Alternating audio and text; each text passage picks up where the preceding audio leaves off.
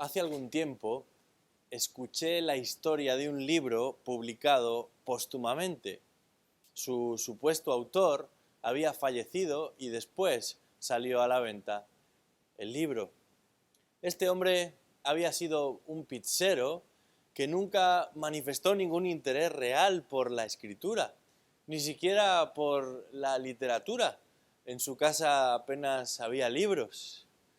Su familia no tenía ni idea que se había dedicado a componer un libro en sus ratos libres cuando nadie estaba delante.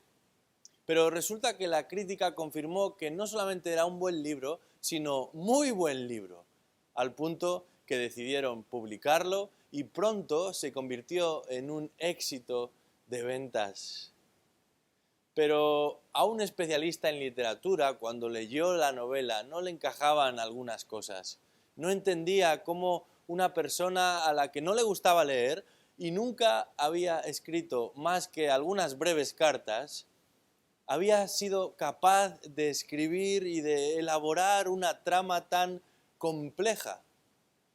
Así que se puso a investigar, hasta que descubrió que detrás de la autoría de ese libro no estaba un pizzero, sino un joven talentoso y hábil al punto de querer usar el nombre de una persona desconocida, pero con un oficio tan singular, para tratar de dar publicidad al libro y que finalmente tuviese éxito. Por muy sugerente que fuese pensar en que alguien que nunca manifestó ningún interés por leer, ni tan siquiera por escribir, fuese capaz de escribir él mismo una gran novela, al final la verdad cayó por su propio peso. La palabra de Dios nos enseña que los creyentes en Cristo han sido llamados a vivir en santidad. Y esa santidad se manifiesta por medio de lo que somos, en primer lugar, y por medio de lo que hacemos, en segundo lugar. Al punto que Jesús llega a decir a sus discípulos: por sus frutos los conoceréis. Sin embargo, y esta es una línea muy fina, no se trata simplemente de recibir, o mejor dicho, de repetir ciertas prácticas. No es la observancia de determinadas prácticas o ritos o liturgias lo que confirma que somos del Señor, sino que es el hecho de ser del Señor, la pertenencia a Él, la que nos impulsa a actuar de una manera y no de otra.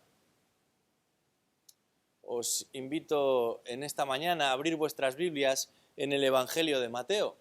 Hemos estado estudiando el Sermón del Monte, comenzamos en el capítulo 5 y nos encontramos en el capítulo 6, versículos del 16 al 18 para esta ocasión. Así que vamos a leer este texto antes de adentrarnos en él. Dice así la palabra de Dios, Mateo capítulo 6, versículo 16. Y cuando ayunéis, no pongáis cara triste como los hipócritas, porque ellos desfiguran sus rostros para mostrar a los hombres que están ayunando. En verdad os digo que ya han recibido su recompensa. Pero tú, cuando ayunes, unge tu cabeza y lava tu rostro, para no hacer ver a los hombres que ayunas, sino a tu Padre que está en secreto. Y tu Padre, que ve en lo secreto, te recompensará. Hasta aquí nuestra lectura en esta mañana. Jesús ha venido hablando del carácter de aquellos que han de formar parte del reino de Dios. Y ahora les está explicando acerca de cuál ha de ser su conducta. Una conducta presidida por la justicia, pero una justicia que no surge en el laboratorio, ni tampoco es resultado de lo que calculamos con un aparato, ya sea eléctrico o manual, para ver qué me parece más ventajoso. La justicia del reino es una justicia que nace en un corazón transformado. Y para enfatizar el que no se trata simplemente de hacer algo o de dejar de hacer algo, de practicar cierto rito o de dejar de practicar cierto rito, Jesús les va a poner delante tres prácticas habituales que usará como ilustración. Los judíos las conocían muy bien y en gran medida nosotros hoy, como creyentes en Cristo, también las conocemos bien. Les va a hablar de la ofrenda, les va a hablar de la oración y les va a hablar, en último lugar, del ayuno. Y no fue casual que Jesús hablase, introdujese estas tres prácticas y además lo hiciese en ese orden. De alguna manera, pensar en la ofrenda es pensar en cómo se manifiesta nuestra justicia para con los demás, especialmente aquellos que están en necesidad. Pensar en la oración es observar cómo se manifiesta nuestra justicia en relación con Dios, de qué manera vamos a estar a bien con Él. Y finalmente, pensar en el ayuno manifiesta de esa misma manera nuestra justicia en relación a nosotros mismos, a lo que pasa en nuestro interior, a lo que somos, a lo que hacemos y a lo que damos prioridad en nuestro mismo ser. Pero para algunos, hablar del ayuno resulta todavía más incómodo que hablar de la ofrenda o de la oración. No solo porque no lo han practicado nunca, sino porque les inquieta pensar en que este acto de ayunar esté tan ligado a determinados grupos o a determinadas manifestaciones religiosas. De alguna manera lo conciben como si fuese algo ajeno a nuestra fe. Quizás es algo que funciona o que lo hacen otros, pero no nosotros. Entre otras razones, por lo mucho que se ha abusado del ayuno a lo largo de la historia. No porque se haya ayunado mucho, sino porque se ha ayunado mal. Se ha manipulado esta práctica y ha terminado por resultar tan confusa que para muchos de los que estamos aquí quizás es algo inquietante y de lo que deberíamos escapar. En esta mañana estaremos viendo dos elementos que nos ayudarán a entender esta disciplina espiritual del ayuno a la luz de las Escrituras. No importa, como con cualquier otro asunto, cuál haya sido nuestra experiencia previa o lo que otros hagan, sino lo que la palabra de Dios dice al respecto.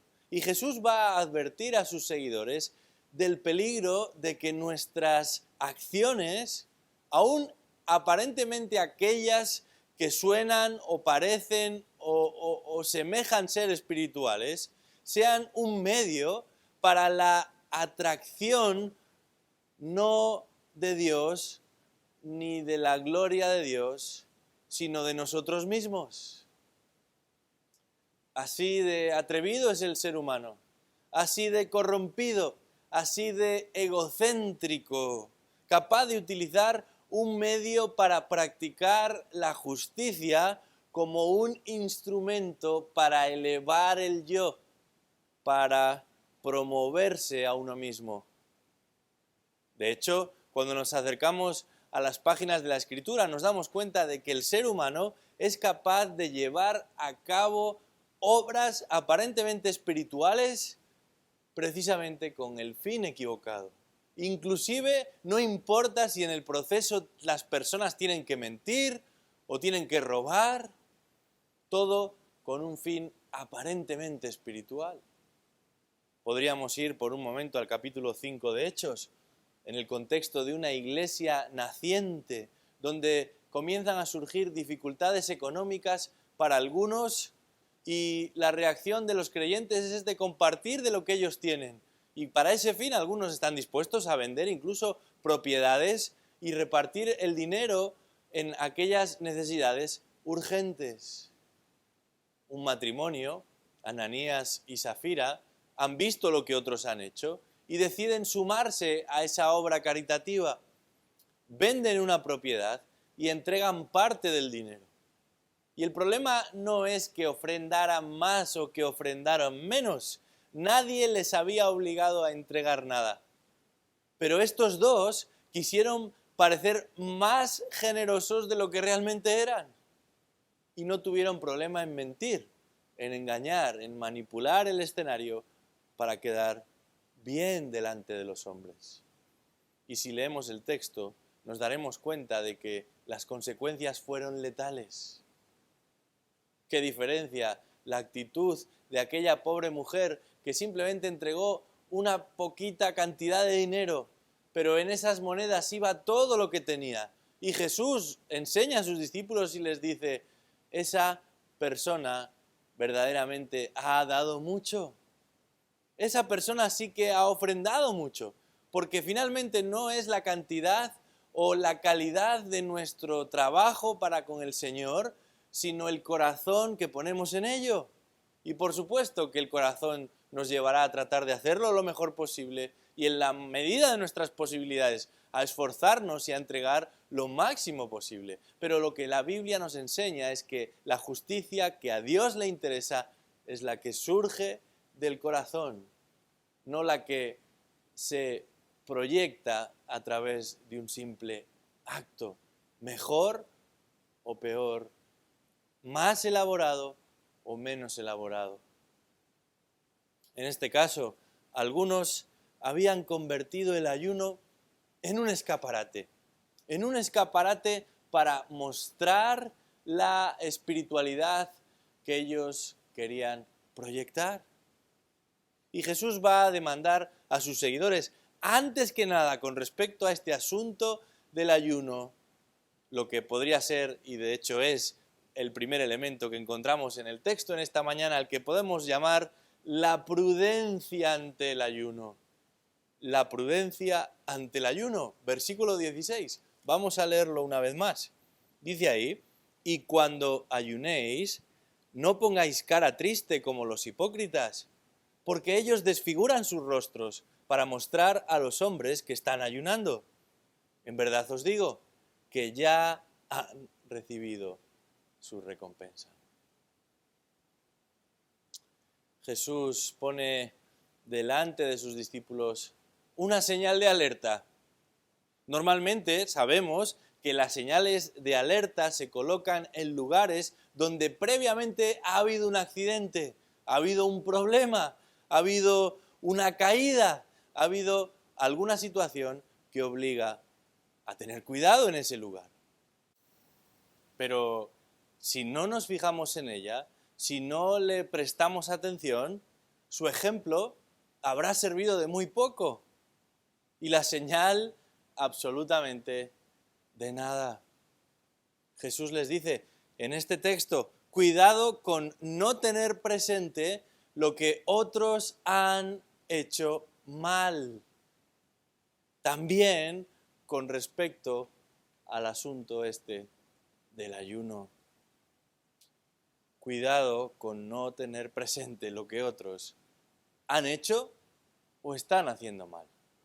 Piénsalo por un momento. El maestro no les está advirtiendo acerca del peligro de dar rienda suelta a comportamientos desviados, desordenados, a pretensiones malvadas, a actitudes escandalosas, sino que les está hablando de los elementos más respetables de las personas más respetables. Son, por así decirlo, metafóricamente hablando, sus mejores galas espirituales o religiosas de las que Jesús está hablando.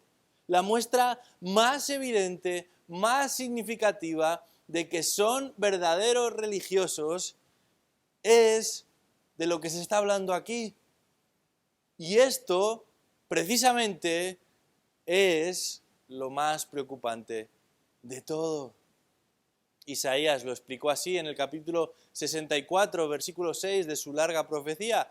Nuestras mejores obras Nuestras mejores obras son como trapos de inmundicia delante de Él. ¿Cuánto más de si lo que estamos hablando es de utilizar aquello que ha sido diseñado para elevar nuestro corazón delante de Dios con el fin de que seamos nosotros mismos los que somos elevados? Esto es lo que está pasando aquí. Por eso el versículo 16 dice: no seáis, o literalmente, no lleguéis a ser como los hipócritas. Y no podemos olvidarnos en el momento exacto en el que Jesús está pronunciando estas palabras. En el versículo 48 del capítulo 5, Jesús dice: por tanto, sed vosotros perfectos como vuestro Padre Celestial es perfecto. Ese es el objetivo. Ese es el patrón al que aspiran los ciudadanos del cielo. A vivir como su Señor, a responder como su Señor, a comportarse de la misma manera que su Padre Celestial. Y todo lo que sea mimetizarse con otro ambiente o imitar otras cosas es desviarse de la senda marcada. En este caso, desviarse para seguir los pasos de aquellos a los que el texto llama hipócritas. Sabemos ya, porque esta palabra ha aparecido en el capítulo 6 de Mateo varias veces, lo que era un hipócrita. En un sentido, la palabra no tenía una connotación negativa en un principio, porque se empleaba para describir a los actores de profesión, aquellos que se dedicaban a emular otro personaje o otra figura distinta a la que ellos realmente representaban. Estaban actuando, estaban llevando a cabo una representación. Pero el término vino muy bien para describir lo que muchos también hacían. Estaban actuando, estaban queriendo proyectar una imagen de sí mismos que no se correspondía con la realidad. Y esa serie de contradicciones es la que Jesús, de alguna manera, describe utilizando ese término hipócritas. Pero es curioso cómo la Reina Valera utiliza, o mejor dicho, traduce este texto, porque dice: no seáis o no lleguéis a ser austeros como los hipócritas. Pero el original es todavía más enfático. Jesús dice: no lleguéis a ser hipócritas tristes. Hipócritas tristes. Pero no porque estén tristes, sino porque se han disfrazado. Se han ataviado de tal manera que el texto nos presenta la imagen de personas imposible de ser reconocidas. Dice el versículo 16: no pongáis cara triste como los hipócritas, porque ellos desfiguran sus rostros para mostrar a los hombres que están ayunando. Como si de un concurso de disfraces se tratase, estas personas han reconstruido su imagen para dar la peor impresión posible. Y lo que buscan mediante ese acto de maquillaje y de disfraz es, de alguna manera, conseguir la recompensa, como dice el texto, de la admiración de los demás. En verdad os digo, dice Jesús, que ya han recibido su recompensa. Para esto es que fue, de alguna manera, estipulado el ayuno. ¿Es este el objetivo del ayuno? Claro que no. Por eso Jesús tiene que intervenir y tratar de corregir aquello que están haciendo mal. Cuando nos acercamos a las páginas de la Biblia, nos damos cuenta de que el ayuno, tanto en el Antiguo Testamento como en el Nuevo Testamento, perseguía otra intención. A la luz de las páginas del Antiguo Testamento y en particular de lo que conocemos como la ley de Moisés, los judíos todos los judíos debían ayunar al menos una vez al año.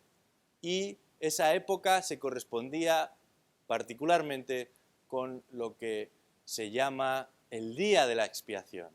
Alrededor de esa celebración tan significativa para los judíos, todos ellos debían abstenerse del alimento por un tiempo particular y dedicarse al estudio, a la reflexión, a la meditación, a la participación alrededor de todo lo que se llevaba a cabo en el templo.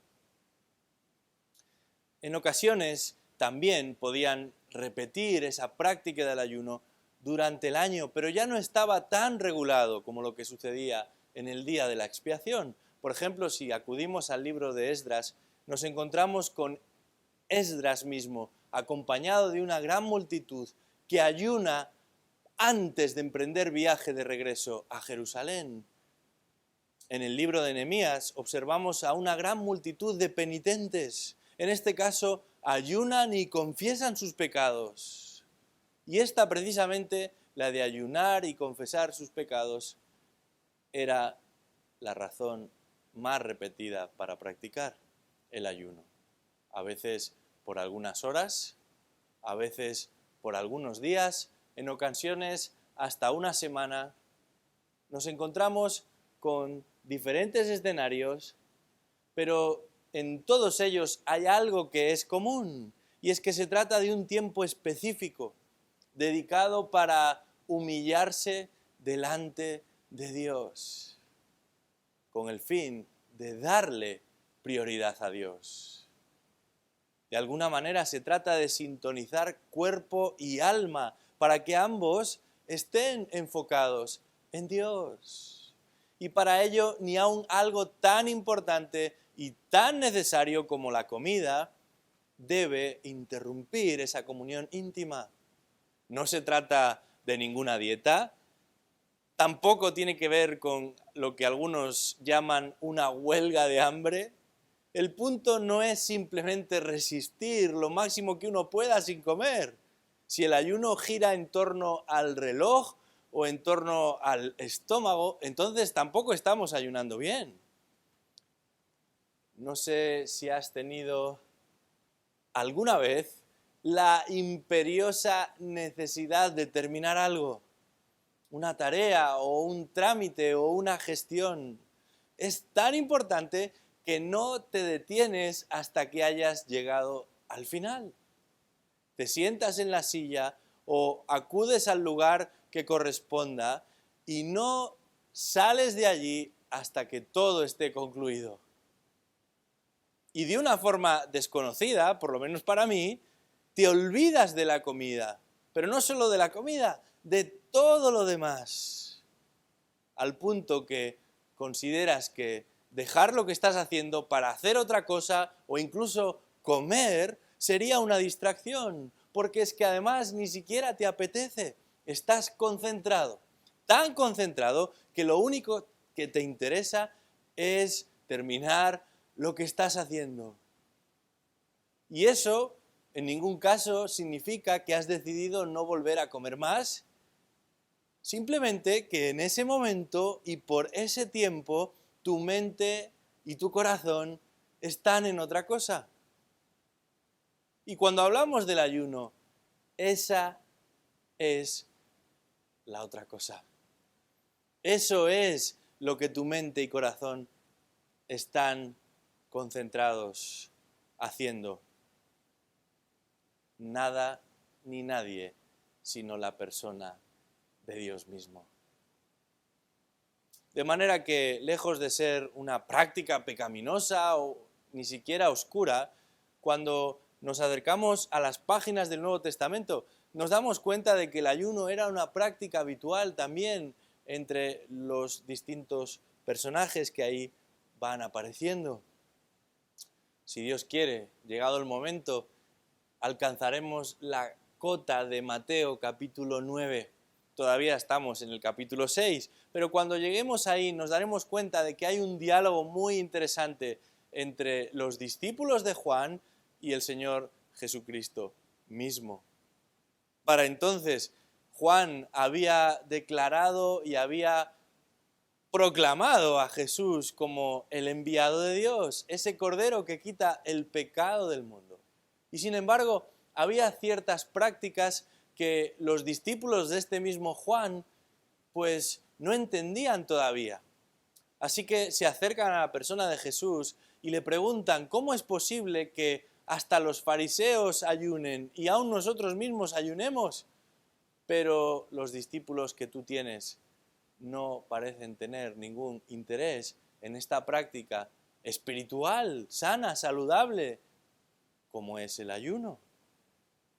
El ayuno no era considerado algo ritualista, sino que formaba parte de una práctica habitual que todos aquellos que manifestaban inquietudes espirituales, de una manera o de otra, mantenían, incluidos Juan y sus discípulos. De hecho, cuando leemos los evangelios nos encontramos al mismo Jesús apartando un tiempo específico para orar. No se nos dice si en ese tiempo también había espacio para el ayuno, pero de manera particular en el capítulo 4 de Mateo, el evangelista nos relata el momento en el que se inicia el ministerio público de Jesús, y ahí sí sabemos, porque el texto así lo dice, que Jesús fue llevado al desierto y durante 40 días y 40 noches estuvo ayunando. El hecho de que los discípulos de Juan se sorprendiesen de que los discípulos de Jesús no ayunaran, no significa que estos no lo hicieran. Si los discípulos de Jesús tomaron nota de lo que su maestro les estaba enseñando aquí, esto del ayuno se lo guardarían para ellos. No lo estarían publicando, no lo estarían anunciando. Pero además, en ese capítulo 9 de Mateo al que ya he hecho referencia, Jesús cierra esa conversación con los discípulos de Juan de la siguiente manera. Dice el maestro, ¿acaso los acompañantes del novio pueden estar de luto mientras el novio está con ellos? Pero vendrán días, dice Jesús, cuando el novio les será quitado y entonces sí, ayunarán. Si el ayuno consiste en dedicarse especialmente a la comunión con Dios en cuerpo y alma, sin que nada y sin que nadie interrumpa ese momento de reflexión, ni siquiera el de la comida, los discípulos lo habían practicado desde el principio. Habían estado con Jesús desde el momento de su llamamiento y en adelante. Lo habían acompañado a todas partes. Pero llegaría un momento, dice Jesús, en el que podrían y tendrían que ayunar, porque Él ya no estaría con ellos físicamente. Y eso es lo que hicieron. De hecho, en el capítulo 13 de Hechos se describe lo que está pasando con el liderazgo de la iglesia en Antioquía. Y se nos dice allí que mientras ministraban al Señor y ayunaban, el Espíritu Santo dijo, apartadme a Bernabé y a Saulo para la obra a la que los he llamado. Entonces, después de ayunar otra vez, orar y haber impuesto las manos sobre ellos, los enviaron. Esta era una práctica habitual aún en la iglesia que llamamos la iglesia primera o primitiva. Particularmente a la hora de tomar una decisión importante, a la hora de evaluar un pecado o de confrontar, o mejor dicho, confesar un pecado al que uno previamente había sido confrontado. Ante una situación de difícil resolución en la que era necesario recibir dirección de parte del Señor. Cualquiera de estas circunstancias movía a las personas a ayunar. Y eso no es que estuviese mal, al contrario, era adecuado, mostraba el interés de cada uno de ellos de recibir de parte del Señor la confirmación necesaria o la restauración necesaria. Sin embargo, y siguiendo el patrón puramente religioso, en el peor sentido de la palabra, los fariseos en época de Jesús habían convertido el ayuno en un elemento más de su liturgia. no se practicaba por convicción o por contrición o por necesidad o por preocupación, sino por imposición. Una imposición escrupulosamente regulada. De hecho, 2 veces a la semana debían abstenerse de comer, pero por lo que notamos en nuestro pasaje, no se abstenían de hacérselo saber a los demás el hecho de que estuviesen ayunando. Normalmente lo hacían los lunes y los jueves. Y la razón detrás supuestamente se encontraba en que decían que Moisés había subido al monte Sinaí un lunes y un jueves. Aunque por la palabra de Jesús aquí podemos deducir que no necesariamente ayunaban de verdad, sino que llegaban incluso a emular, a hacer pensar a los demás que estaban ayunando con el fin de parecer más perjudicados de lo que realmente estaban. Y es por eso que disfrazaban sus rostros. Hipocresía religiosa. Hipocresía religiosa también con el ayuno. Pero tristemente, esta no era la primera vez que había tenido lugar una actuación de este tipo. En el capítulo 58 del libro de Isaías dice así, hablando de estos mismos hipócritas religiosos, se deleitan en la cercanía de Dios. Dicen, ¿por qué hemos ayunado y tú no lo ves? ¿Por qué nos hemos humillado y tú no haces caso? He aquí, en el día de vuestro ayuno buscáis vuestra conveniencia y oprimís a todos vuestros trabajadores. He aquí, ayunáis para contiendas y riñas y para herir con un puño malvado. Qué triste la actitud de tantos, desplegando una proyección religiosa, en este caso por medio del ayuno, pero teniendo detrás un corazón alejado de Dios. Y precisamente es interesante el eco de estas palabras de Isaías en lo que encontramos a continuación en nuestro texto de Mateo capítulo 6, porque de alguna manera Jesús va a revertir lo que estos falsos hipócritas decían acerca del ayuno y acerca de Dios. Ellos dicen, nosotros ayunamos y Dios no nos ve. Jesús dice, cuando ayunáis de corazón, de una manera discreta, entonces el Señor no solamente no os ve, sino que os dará mucho más de lo que merecéis. Eso nos lleva directamente al segundo elemento que encontramos en este texto y podemos llamarlo de la siguiente manera, la pretensión del ayuno. Versículos 17 y 18, la pretensión del ayuno. Dice así el versículo 17, leámoslo de nuevo. Pero tú, cuando ayunes, unge tu cabeza y lava tu rostro, para no hacer ver a los hombres que ayunas, sino a tu Padre que está en secreto. Y tu Padre, que ve en lo secreto, te recompensará. Lo primero que observamos en esta lectura que acabamos de hacer es que se da por hecho que los discípulos de Jesús, esto es, los seguidores de Cristo, van a ayunar.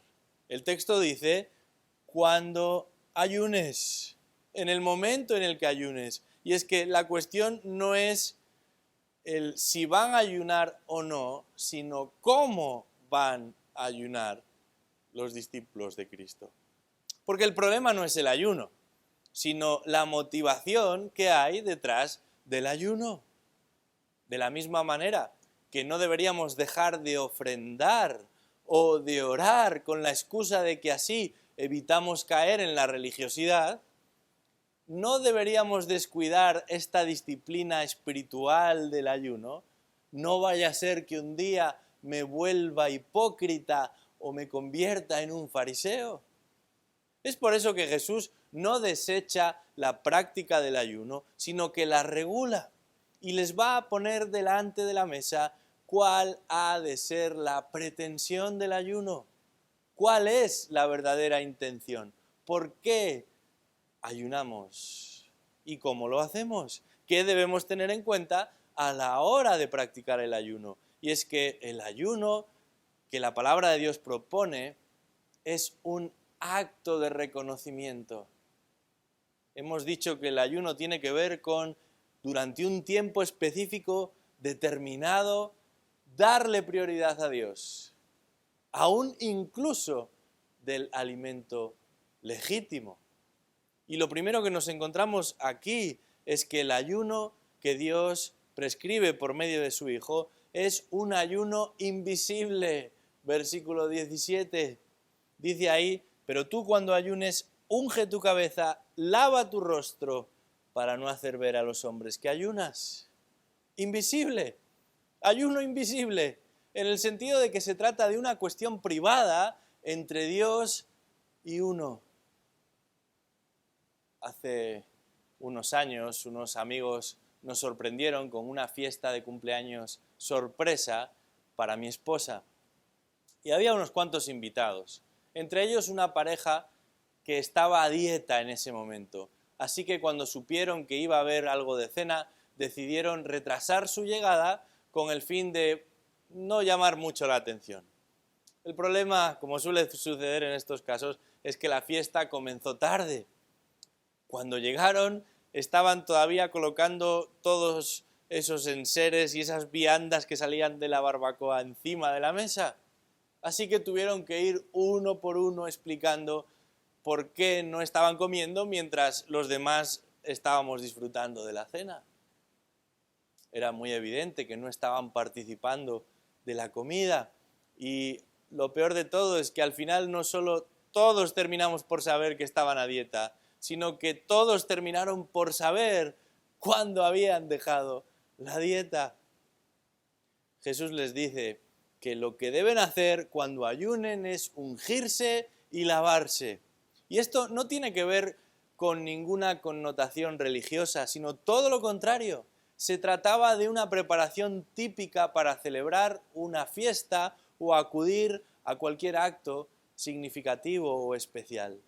Nada exagerado, lo suficientemente presentable como para que resultase imposible de reconocer que uno estaba ayunando.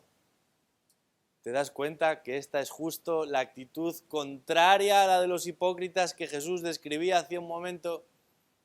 Aquí uno se prepara para no ser percibido como ayunante, al punto de que sea algo secreto. Detengámonos por un momento en esto del algo secreto, porque esta énfasis en lo secreto ha estado presente en los 3 ejemplos que Jesús les dio, tanto en lo relativo a la ofrenda, como en lo relativo a la oración, como ahora en lo relativo al ayuno. En el versículo 3 de este capítulo 6 se dice, cuando des limosna, que no sepa tu mano izquierda lo que hace tu derecha, para que tu limosna sea en secreto. Versículo 6, tú cuando ores, entra en tu aposento y cuando hayas cerrado la puerta, ora a tu Padre que está en secreto. Y versículo 18, lo acabamos de ver, además de prepararse de cierta manera, ungiendo la cabeza, lavando el rostro, dice ahí que lo hacemos para no hacer ver a los hombres que ayunas, sino a tu Padre que está en secreto. Esta palabra secreto que se emplea en este versículo 18 tiene la idea de que algo permanezca oculto al conocimiento de otros, particularmente a la vista de otros, y así debería ser nuestro ayuno. Pero yo te pregunto en este momento, porque para muchos lo interesante de llevar a cabo una acción religiosa o aparentemente piadosa o espiritual es que otros lo sepan, y sin embargo el énfasis es justamente lo opuesto. ¿Estarías dispuesto tú a ofrendar sin que nadie más sepa que la ofrenda procede de ti? ¿Estarías dispuesto a orar y a dedicar tiempo a la oración sin que nadie supiese ¿Cuánto inviertes en ello? O tan siquiera, ¿qué es lo que dices y le pides a Dios? ¿Estarías, en este caso, dispuesto a ayunar sin que nadie más tenga idea de que tu interés es el estar en plena sintonía con Dios, aunque nadie más conozca acerca de ello?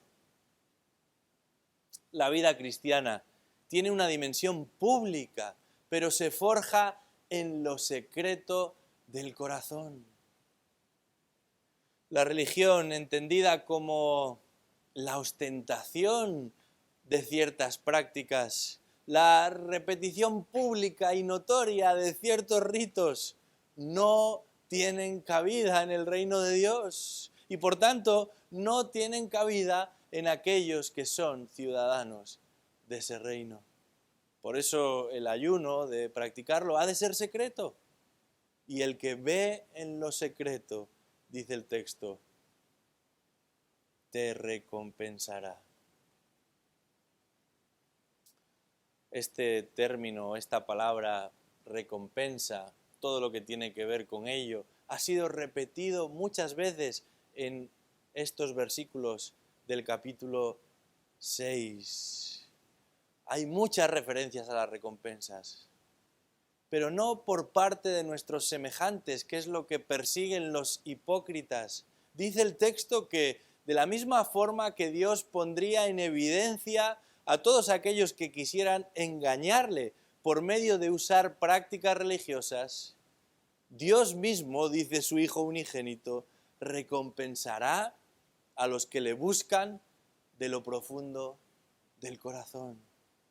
No para hacerse un nombre, no para obtener ventajas delante de otros, sino porque reconocen su necesidad imperiosa de estar a bien con Dios. Y si hay una preocupación profunda o si hay un pecado que todavía no se ha puesto a los pies de Cristo o si hay una decisión importante que tomar, lo que esta persona manifiesta es que quiere estar a bien con Dios, en sabiduría a través de su palabra, pero en comunión con Dios a través de un tiempo especial de oración y reflexión. Esto es precisamente de lo que nos habla el Salmo 42. El versículo 1 dice, como el ciervo anhela las corrientes de agua, así suspira por ti, oh Dios, el alma mía.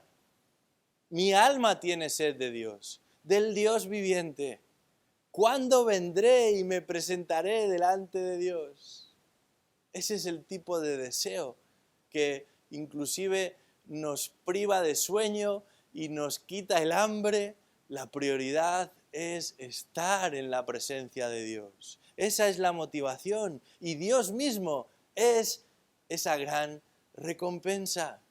Esto es tremendo, porque nos acercamos a Dios y Él se acerca a nosotros, al punto de que experimentamos de una manera imposible de experimentar las bendiciones de Dios. Fuera de la comunión con Él no se alcanzan estas bendiciones. No existe un ámbito o un espacio o cualquier lugar en este mundo en el que podamos hallar estas bendiciones.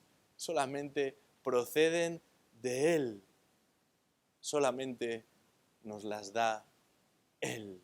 Bendiciones que un día se harán de alguna manera permanentes para nosotros y en nosotros, porque la presencia de Dios no es algo que tenemos que buscar o que alcanzar. Cuando estemos en el cielo, Él mismo estará entre los suyos. Dios mismo morará entre su pueblo. De manera que la bendición de disfrutar de una comunión íntima con Él será una realidad constante y no habrá obstáculo ni dificultad que nos retire y nos aparte de Él.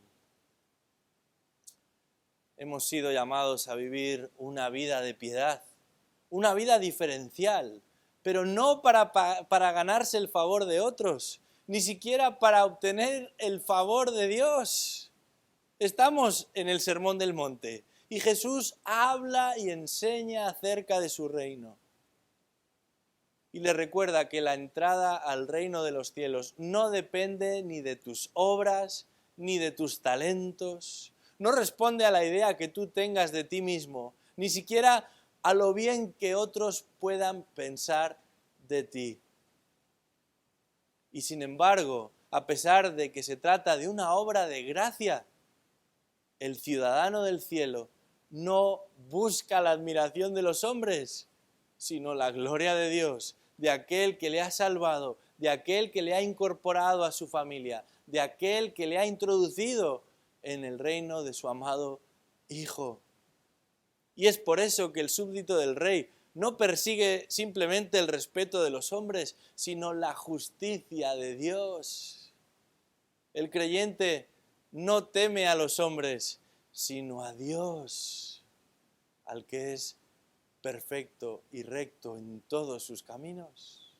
Y la recompensa de este será no necesariamente para los que llevan a cabo obras extravagantes y rimbombantes, sino para los que en su corazón y desde su corazón buscan agradarle en todo, aunque su actuación llegue a ser tan discreta que pase desapercibida para los ojos de la mayoría.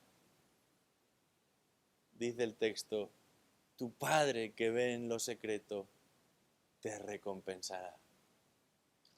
Qué Dios tan generoso, tanto como para enviarnos a su Hijo Jesucristo y hacer posible lo imposible, que nosotros, seres caídos, egoístas, centrados en nosotros mismos, rebeldes, alejados de Dios, pudiéramos llegar a tener una comunión íntima con el viviente, con el único y verdadero Dios.